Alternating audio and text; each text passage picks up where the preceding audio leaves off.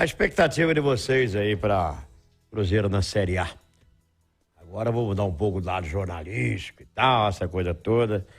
Valdir, a expectativa. Porque a gente falou aqui, 99,9, mas o Cruzeiro já trabalha, e você está lá, já trabalha, Ronaldo, o seu staff todo, Pessolano e tal. Já trabalham para 2023, para ver que o Neto Moura, né? Vocês trouxeram aqui, Tatiana trouxe, que é uma renovação até 2025. Isso. Então. O que vocês esperam? Esperamos que o Cruzeiro volte a ser aquilo que a gente estava acostumado a ver do Cruzeiro, né, Pique? Mas é difícil a gente falar disso, porque eu até cito com as pessoas, porque quando você olha um Flamengo como está hoje, um Palmeiras, né, e tudo mais, eles estão, podemos dizer, 3 anos à frente do Cruzeiro. O Cruzeiro recuperar isso, é igual na Fórmula 1, ali você sai lá de trás e tem que passar todo mundo, né, para você chegar lá à frente.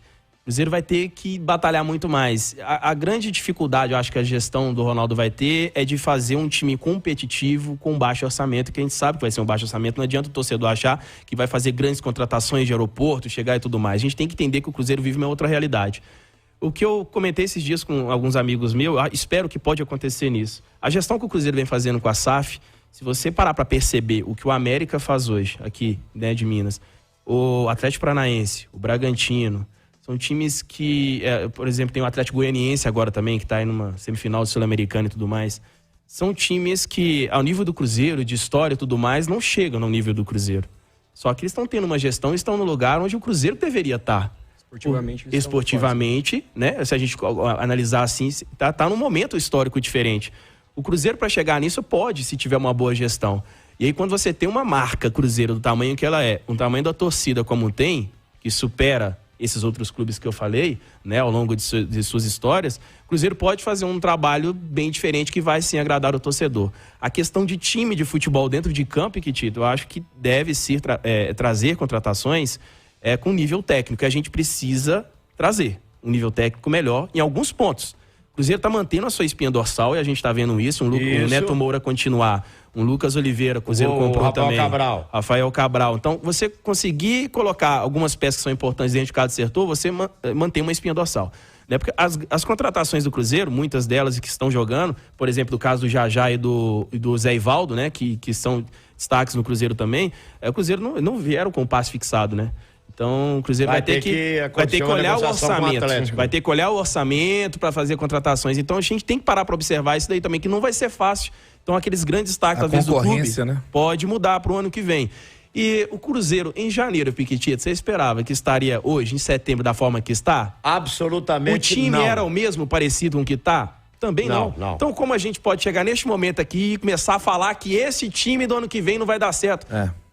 A Série A começa em maio do ano que vem, porque ano que vem não tem Copa, né? Vai começar em maio. Então tem muita coisa pra rolar. Tem um Campeonato Mineiro que vai acontecer, que pode mudar muita coisa. A gente sabe que muda. Fala que não, né? A Copa do Brasil é prova disso. O Cruzeiro contra o Fluminense foi de igual para igual. Exatamente. Faltou o quê? A parte técnica naquele jogo contra o Fluminense. Foi visível isso. O Cruzeiro na raça, na entrega, em torcida e tudo mais, deu certo. Na hora que chegou a parte técnica, quem fez a diferença? Um Cano, um Ganso, um Arias. Então, falta isso no Cruzeiro. Quando encontrar esses jogadores, eu acho que faz um time competitivo. Eu vou trazer um olhar aqui. O Pio, já viajamos muito, o Rubens também. Então, eu estava em Porto Alegre, aquele 2-2. Terminou o jogo, foi no restaurante, que eu conheço, o dono é meu amigo e tal, e lá estavam, ele é gremista, estavam talvez 8, 9 gremistas, 10 e tal. E aí, logicamente, era mais de 8 horas, 9 horas da noite, tá um frio danado. Aí eu tomei um chá pra esquentar e tal, aquela coisa toda. Pedi uma carne lá, o Pio tava comigo. Aí depois o Pio acaba se retirando, né, Pio? Aquele jantar, né? Que a gente pagar, né? Aí, aquelas pessoas que estavam ali, você viu que nós estávamos secados ali. Os gremistas, sabe qual era o olhar que eles tinham? Alguns comentando sobre isso, para a Série A. Porque o Grêmio também vai subir, entendeu? Aí saiu um assunto seguinte. Hoje, colocando Grêmio, Cruzeiro, Cruzeiro e Grêmio.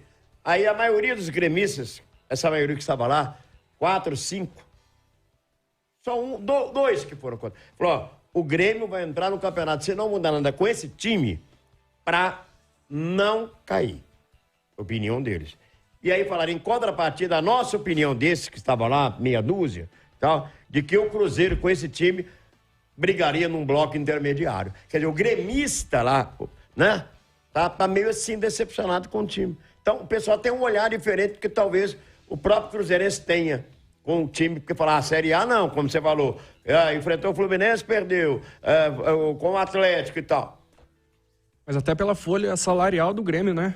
É muito maior. Até passar de 10 milhões? É muito maior. Então, assim, por essa folha salarial, o Grêmio tinha que estar voando, O que né? o Cruzeiro fez com os recursos que ele tinha esse ano, dificilmente algum clube vai ter a disparidade que ele teve na temporada na Série B com esse orçamento. Pode acontecer, mas com um clube com orçamento muito maior. E as contratações do Cruzeiro nesse ano foram muito boas. Você pega um ou outro jogador que acabou não dando muito certo, mas Acertou. mesmo assim não deixou muito a Essas desejar. últimas contratações, acho que o Chay é o que mais saiu de um perfil que estava sendo contratado, né? O Cruzeiro trouxe, por exemplo, o Cipriano, né? Que estava Que destaque. nós não conhecemos aqui, né? Não conhecemos, mas teve um destaque. É um jogador com idade baixa, né? Você tem, por exemplo, também o Luiz Felipe, zagueiro. O Cruzeiro trouxe jogadores que tiveram seus destaques, foram para a Europa, ainda não... E foram em queriam clubes. ainda comprar a casa pra mãe, tipo, mais ou menos por aí. Exato. O Cruzeiro Tem o brilho no olhar ainda, que a gente sabe que no futebol tem muito isso, né? Pra Série B, precisa disso. Precisa. Entendeu? Você tem que ter... O forte do Cruzeiro é o que é hoje? É o coletivo, né? Não são peças individuais, é o coletivo. E o coletivo do Cruzeiro, a gente vê no dia a dia.